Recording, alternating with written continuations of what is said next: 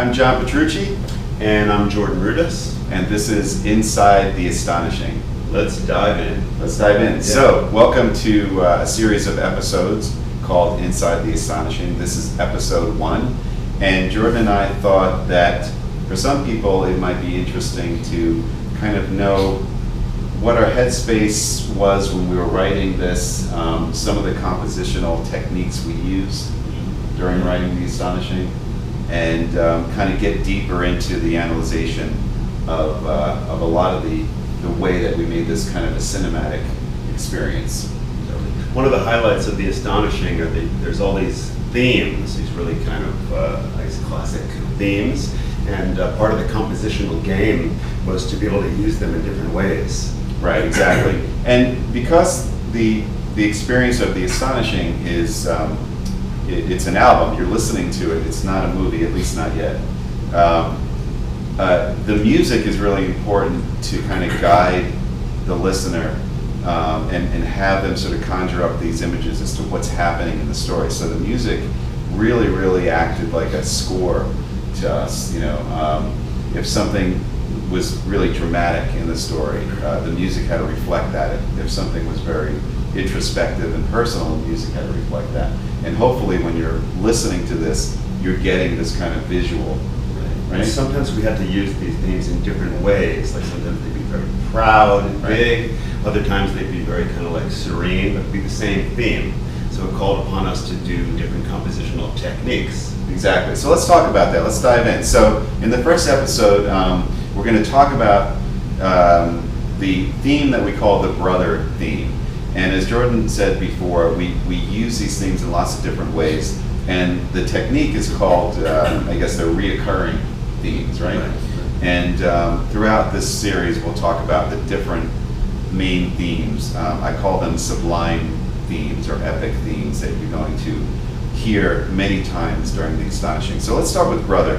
The idea behind this melody, it's a very simple sort of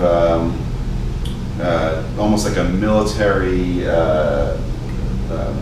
what's that called? Like An anthem. Right, like an anthem.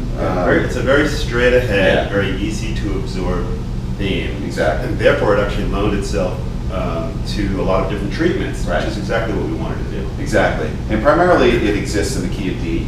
Right. So one of the things we did, I guess twice on the album, one with the Dystopian Overture and second in the entr'acte, is we kind of strung together a lot of the themes that you're going to hear throughout the Astonishing. So the brother theme actually appears for the first time in the overture. Right.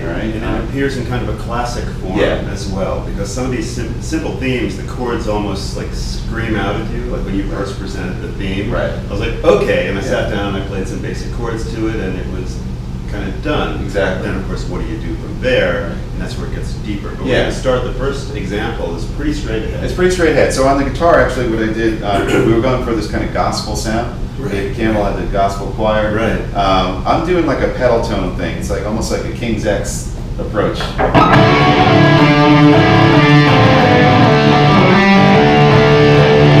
Something that Ty would do, but I'm playing the melody with the D pedal tone.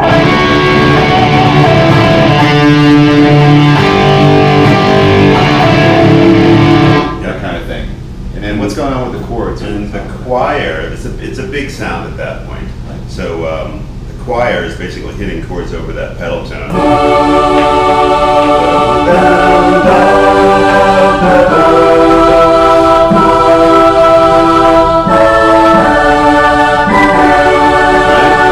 Are you doing some things with like parallel thirds and stuff? Yeah, like that? so it's not all like straight chords. It's like the one chord that goes straight. But as it moves, it actually sometimes we'll just like walk it down, right? Just for the effect. It comes out a little bit out of the ordinary. Yeah. We'll play it together. Let's play it together. We'll play the whole theme for you. So this is the first appearance of the brother theme, and it's been glorious way. All right, so 1, 2, 3,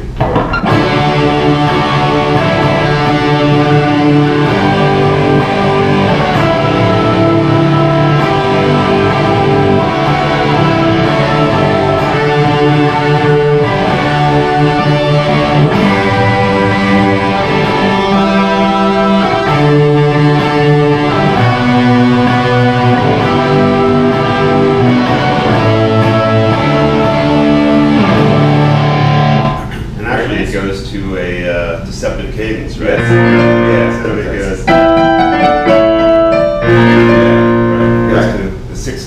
Exactly, and that's another technique that we do where the melody note doesn't change from where you expect it to go, but the chord surrounding it changes. Right.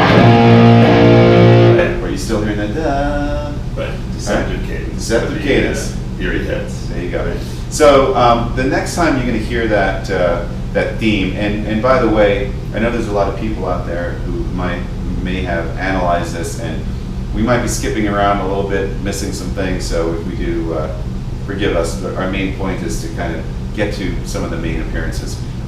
So the main point of the song is it's supposed to be really about the relationship between Gabriel and Ares and how they have this kind of tight bond and how they're going to go ahead with the revolution together. So we wanted to show this really, again, anthemic, strong bond in the music. So the music had to be really, really proud. So the main song, Brother Can You Hear Me, uses, you know, it extends further. Yeah.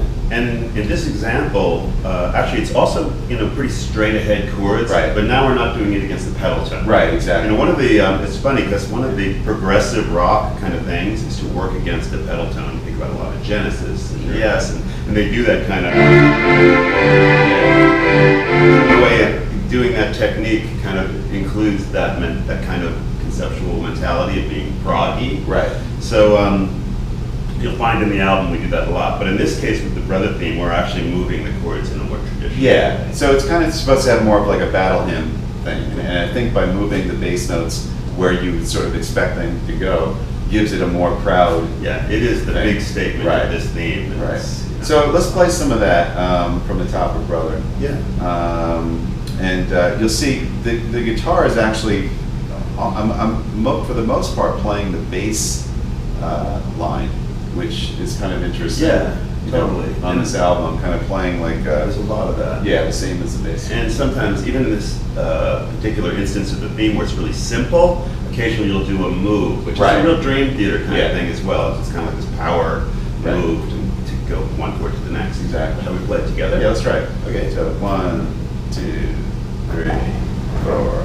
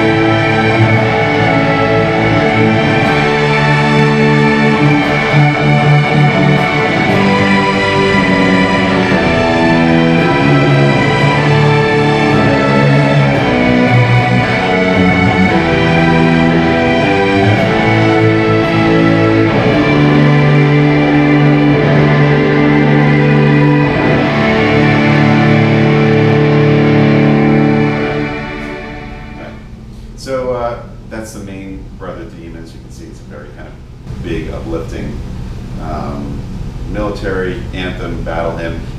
We kind of go into that even further and try to get that vibe by doing this sort of marching motif as well, which does use a more of a pedal tone with that.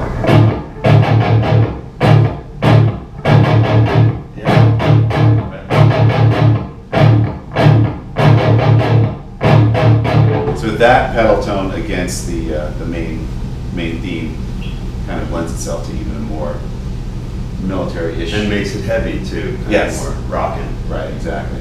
So the theme takes on a different meaning later on in the story, where Ares kind of agrees that the better interest of his son is more important to him, or more meaningful to him, as far as a major decision that he has to make. And so he decides that he's going to betray his brother. So we bring back the melody again to kind of bring up that relationship between the two brothers, but we do it in a bagpipe, with real bagpipes on the album, but we actually ended on a minor chord to kind of give this sort of foreboding and an ominous ending to it that makes you feel this sense of betrayal. So if I play the pedal, can you play a little bagpipe? There we go. Yeah. That's it. So I think it's at the end of X aspect. Although it's a real bagpipe. Yeah, on the album. Okay. At 3, 4.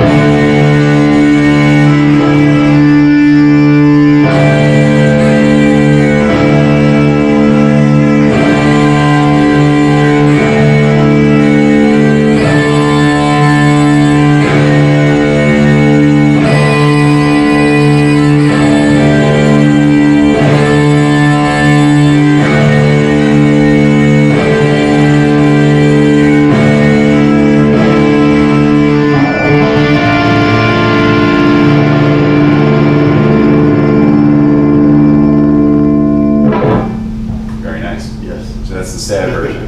And then finally, in the end of the second act, this comes up again, and the first appearance is actually in a way where it's coming from Ari's spirit, and we wanted to make this sort of haunting version of it. So Jordan, you did something really interesting with the harmony that I think was really creative.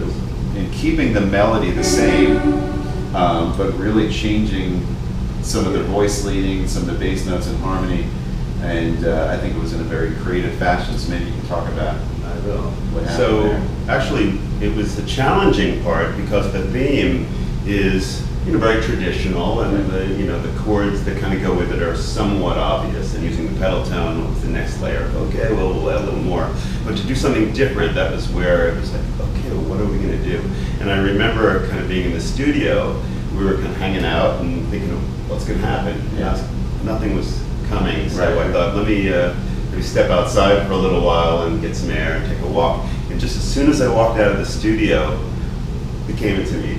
In a second, this like chromatic Came back in and you had it. And I came back in and I just played it. Yeah. Right? I didn't think about this. Okay, here it is. That was it. And we were both like, yeah, that's cool. Yeah. So, Play this is the idea. So the melody, it's a very choir-y, kind of boyish choir. We're still in D, right? And we're in so D, we're not straying yeah. from the original. So the beauty of this is that it starts on a D chord, but then the upper voice of the chord actually moves up chromatically, kind of like this.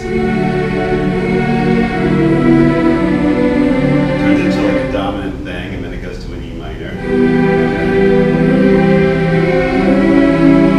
Just on a straight A chord, and then we go to a diminished chord, and we walk up the bottom like. The melody's not The changing. melody hasn't changed, and here we are at the D chord again, still walking up the bass notes. Now we're at the G, and now we're walking up the top of the chord again, so it's the fifth. The D of the G is walking up.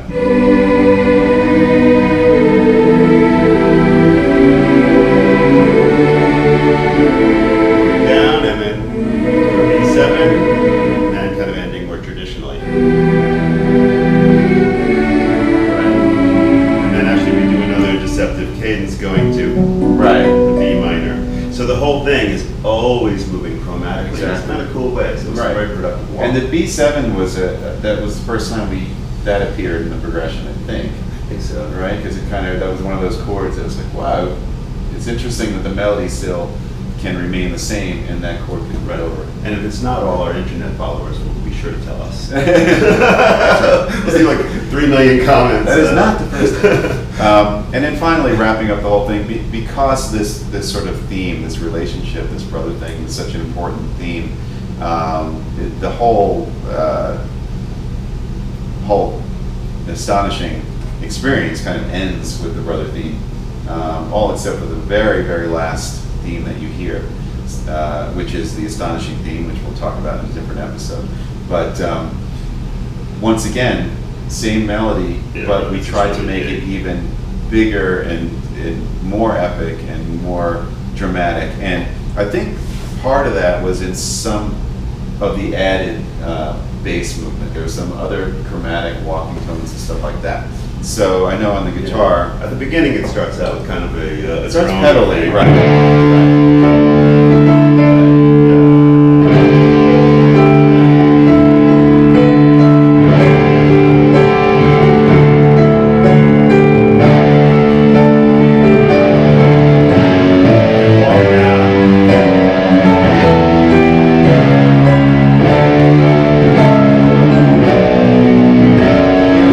Here's where it's different than before. So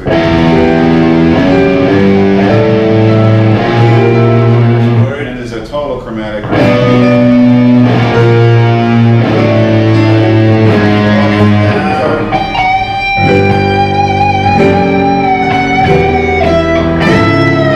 Deceptive again, Another kind of deceptive cadence.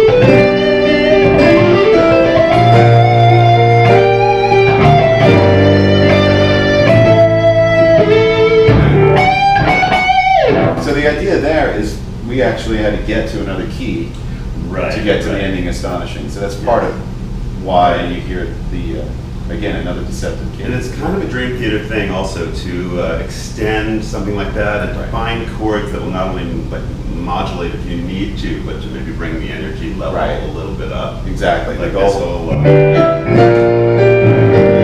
just kind of Yeah. do some moves. Just getting more. Just when you thought it was like as dramatic as it can get, it gets even more dramatic. And again, it goes back to the thing that I said at the beginning of this whole episode was that musically, it's really important, or it was really important for us to kind of build this world that's in your mind as you're listening to the music, listening to the story. You want to kind of visualize what's happening. And I think by bringing those chords up and making them more and more epic, more and more dramatic, it kind of makes you Right. emotionally take that lift. This is And- the end of the whole thing, Yeah. and it's got to be huge, and Yeah. it's kind of like, how are we going to make this even Right. bigger? Exactly. So, And that's it. So there you have it. That is our analyzation of the brother theme, episode 1. episode 1. Cool. I'm John Petrucci, I'm Jordan Rudess. and this is Inside the Astonishing. So together